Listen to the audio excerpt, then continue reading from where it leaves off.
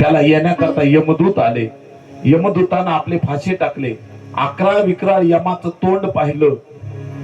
यमाचे तोंड 11 विक्राळ केले. लहल्या करणाऱ्या दाढा ते रूप पाहिलं आणि ते 11 विक्राळ तोंड पाहिल्याबरोबर याला वाटलं की देव आपल्याला त्रास देईल, म्हणून याने मोठ्यानं आवाज दिला. आपला मुलगा लांब खेळतोय, त्याचं नाव नारायण आहे.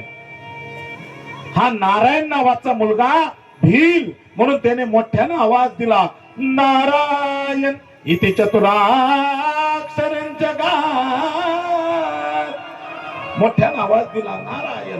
या नारायण नामानं असं झालं, तिथं विष्णूचे दूत आले. त्यांनी फाशी टाकले. जसे फाशी टाकले तसे यमदूताचे विष्णुदूताचे भांडण लागले. यमदूत म्हणू लागले, आसामी आमची आहे. विष्णुदूत म्हणतात, नाही, आमच्या देवानं सांगितलेलं आहे, मरताना त्याच्या तोंडात आमच्या नारायणाचं भगवंताचं नाव येईल, त्याला सद्गती, म्हणून आयुष्यभर चिंतन करत जा. मरताना तोंडाला नाव आलं की माणसाचा उद्धार. मरणी जया जे आठवे तो तेची गतीने पावे, म्हणून सदा स्मरावे मातेची तू.